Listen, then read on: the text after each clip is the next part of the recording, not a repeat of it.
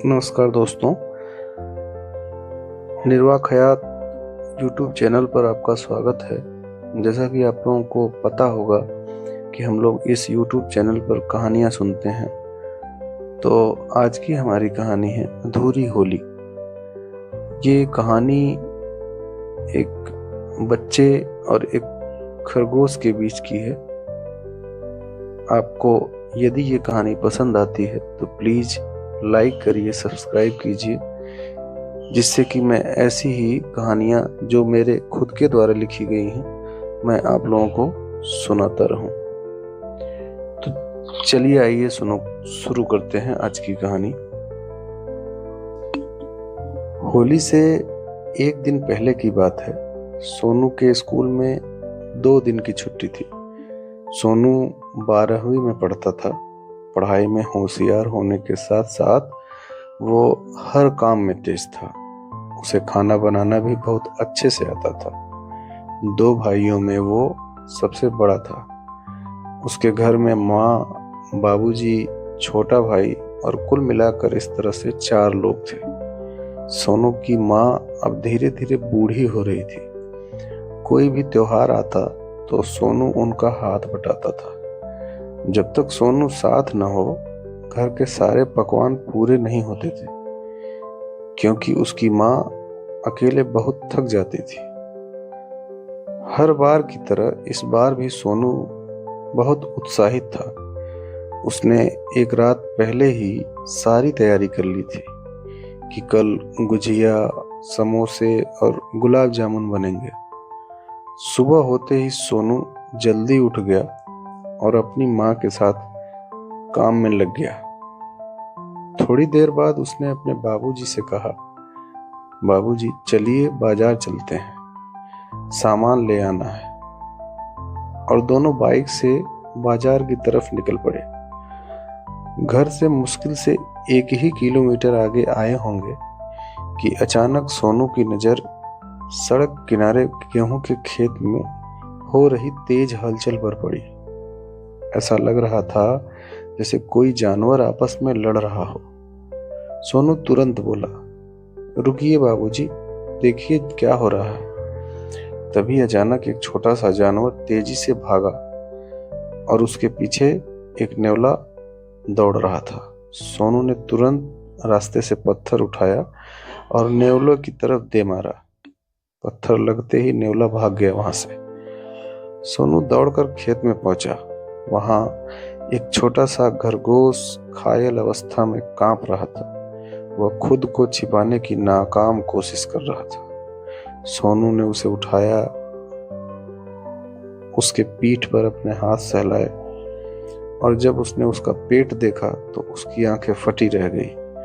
उसका आधे से ज्यादा पेट फटा हुआ था और खून बह रहा था। सोनू ने बाबूजी से कहा, ऐसा कैसे हुआ होगा बाबूजी?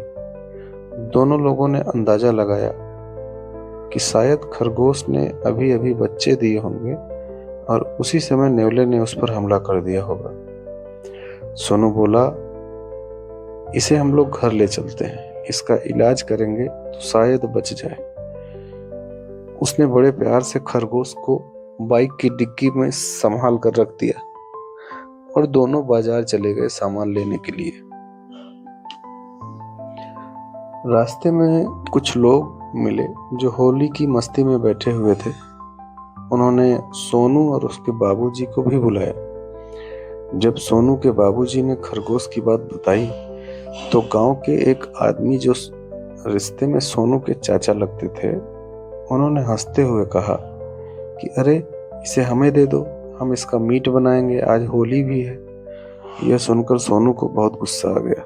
उसने सोचा कि कोई जान जा रही है और तुम्हें खाने को पड़ी है। उसने कुछ नहीं कहा, बट बाइक आगे बढ़ा दी। घर पहुंचकर उसने जल्दी से सारा सामान अपनी माँ को दिया और बोला, माँ आप खाना बनाइए, मैं पहले आज इसका इलाज करूंगा। फिर उसने घर के आंगन में एक बोरे की चटाई बिछाकर खरगोश को लिटा दिया। जब उसने उसके घाव को ध्यान से देखा तो उसके होश उड़ गए। खरगोश के पेट में छोटे छोटे सफेद सफेद कीड़े चल रहे थे। सोनू घबरा गया। उसे बचपन की एक बात याद आई, जब उसकी माँ उसके गाय के घाव पर देसी घी लगाया करती थी और उसका इलाज किया करती थी।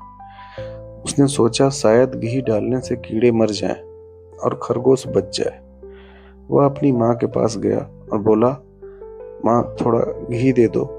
माँ ने कहा, बेटा बस थोड़ा सा ही घी बचा है, वो भी पूजा के लिए रखा हुआ है। लेकिन उन्होंने सोनू की आंखों में उस बेजुबान की जान के लिए जो चिंता देखी, उस पर बोली, ठीक है जाओ ले लो, शायद इससे बड़ी पूजा नहीं होगी।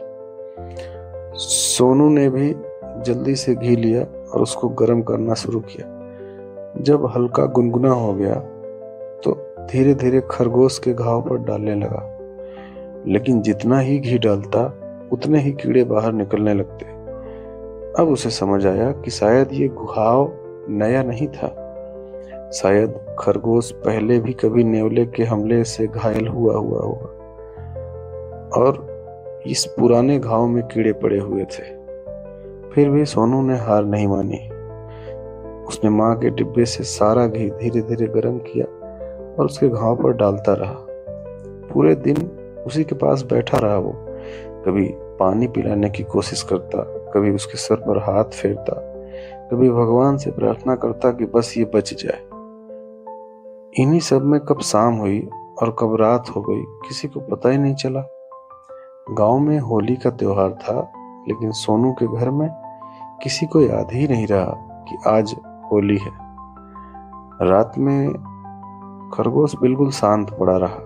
उसकी आंखें खुली थी, जैसे वो चुपचाप सोनू को देख रहा हो कि यही वो इंसान है जिसने मुझे बचाने की इतनी कोशिश की है। सोनू ने पहले उस खरगोश के ऊपर एक लकड़ी का जालीदार खांची रखा ताकि कोई कुत्ता या बिल्ली उसको नुकसान न पहुंचा सके। लेकिन शायद सोनू और खरगोश दोनों को ही पता था कि ये रात आज उसकी आखिरी होने वाली थी। खैर, रात हुई, सोनू सो गया। सुबह होते ही सोनू ने सबसे पहले भागकर खरगोश की जानकारी लेनी चाहिए। और जब वो खरगोश के पास पहुंचा, उसे उम्मीद थी कि खरगोश अब थोड़ा ठीक होगा, पहले से उसकी स्थिति अच्छी होगी। लेकिन जैसे ही वो उसे छुआ, उसका दिल बैठ गया। खरगोश का शरीर पूरी तरह से ठंडा पड़ चुका था, उसका शरीर अकड़ गया था। सोनू बहुत देर तक चुपचाप बैठा रहा। उसकी आंखों में दुख था, लेकिन कहीं न कहीं एक संतोष भी था कि उसने अपनी पूरी कोशिश की कि ये जान बच जाए। शायद उस खरगोश की आखिरी सांसें सोनू के घर पे ही लिखी थी, और शायद भगवान ने उसे वहां इसीलिए भेजा था ताकि जाते जाते वह भी इंसानों में बची हुई इंसानियत को देख सके। बस इतनी सी थी ये कहानी।